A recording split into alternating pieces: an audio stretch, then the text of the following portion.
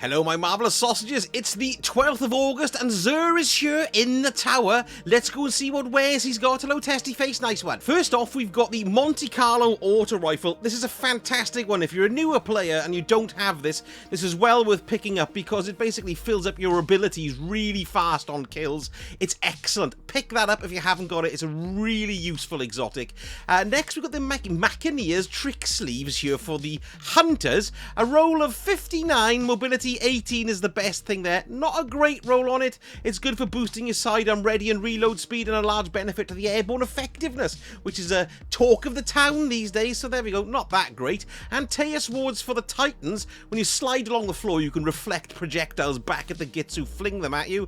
Again, not a very good roll. 18 in discipline is the best. Better than what you'll pull out of collections, but still a bit arse. And then finally, we've got the Phoenix Protocol here for the Warlocks. Kills and assists you make while standing in your Well of Radiance, returns super energy. Nice exotic, but 63 is good again, but it's all to cock. Look, the resilience and recoveries 2 and 3.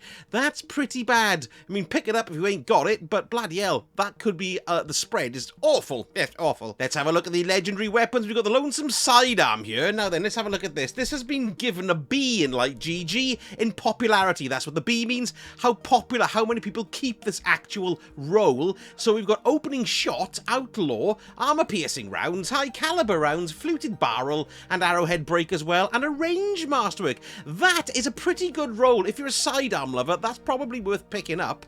The 7th Seraph Carbine, I love this auto rifle, and what's good about this baby as well is that it generates Warmind cells if you've got the Wrath of Rasputin mod stuck in somewhere. Let's have a look at the roll. Rangefinder, hip fire grip, armor piercing rounds, high caliber rounds, hammer forged rifling, an arrowhead break, and a stability masterwork. It's been given a C in popularity, so a reasonably popular roll there on like GG. Now, Gridskipper here, pulse rifle, it's void, it doesn't come around that often, and this is a pretty good roll. It's been given a B, very nice gun to have if you haven't got one. Snapshot shites, heating up, ricochet, hey Rick, rounds, flared magwell, polygonal rifling, and arrowhead break as well, and a range masterwork.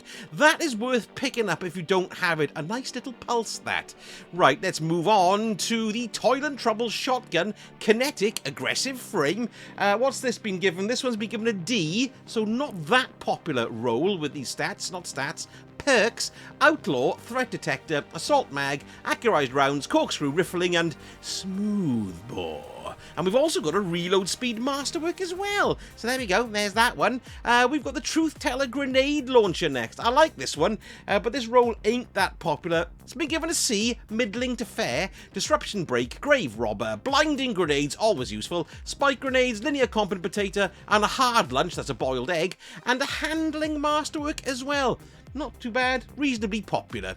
Then we've got another grenade launcher, this time in the heavy slot, the Interference 6. Looks nice too.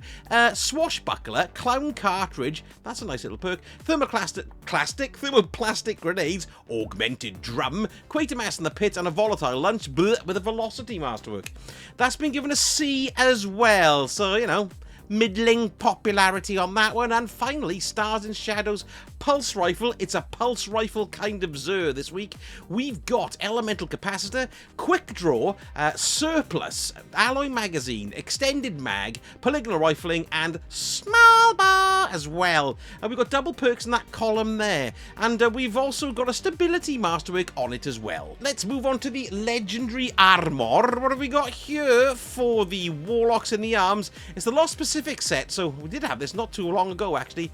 60 in total. Best thing there is discipline, mobility 12, resilience 16. That's not too great. 61 here on the chest piece. Very unique looking chest piece as well. Looks like we're really going to go into some sort of stasis chamber.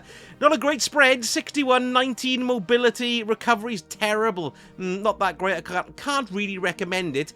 There's the Bond look, yes, with the nicer rocket ship for the Jupiter missions there, or Titan missions rather. Lost Pacific helm. This has had a 60, nice and shiny. 17 in resilience is probably what you kind of need there. Strength is good as well. 19. That helmet's not too bad. And then finally the booties, the Lost Pacific booties, 62, 17 in resilience, 7 in recovery, 7 in mobility. Not that great, to be perfectly honest, although 62 is not a bad number. Let's have a look at the Titans. Titans arms, let's have a look. 57, bloody dreadful. There they are if you want a little look at them, though. They're just not worth it, really. 57 ain't that grand. Let's have a look at that. 60 on the chest piece. Anything outstanding there? Resilience is way too low. I like the taped up thing on this. I do like the look of this. It does remind me of like mid-20th century spacesuits in sci-fi films.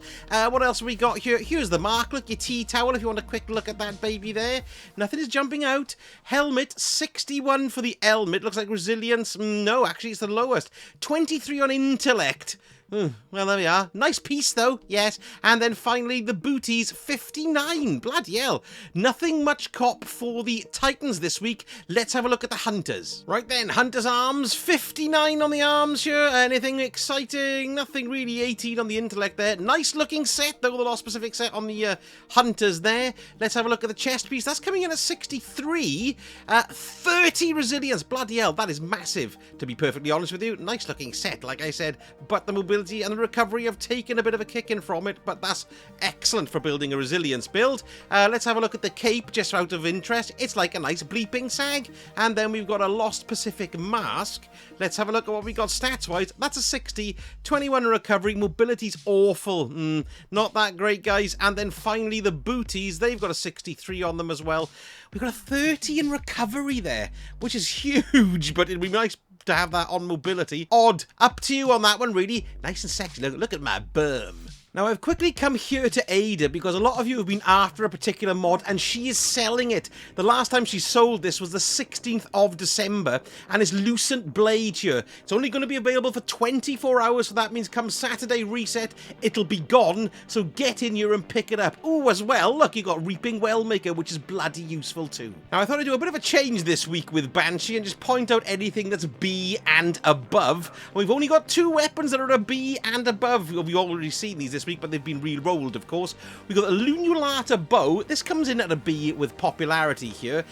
We've got Adrenaline Junkie, Ensemble, Carbonara Shaft, Helical Fletching, High Tension String, and Tactile String as well. And it's a Stability Masterwork. Nice. And the only other one worth your time really is the Typhon GL5. This is the best roll again. It's still been given an A. We've got Explosive Light and Demolitionist. This is a very good roll, actually. High Explosive Ordnance, Sticky Grenades, Quick Lunch, and a Confined Lunch, as a packet of crisps, in the cupboard with a Velocity Masterwork. Trials of Osiris this week is rather interesting because you've got a freelance mode and it's the Capture the Zone version of it as well. Plus there's also extra XP to be had as well, and we're going for the Burden of Guilt Adept Fusion Rifle, which is lovely and chips. A few interesting things for sale there, and don't forget to get your exotic ciphers from Xur because we've only got 2 more Xurs left, including this one, before the new season. And if you enjoy the vid, a like really helps the channel out, that would be wonderful, and a subscribe and a click the notification bell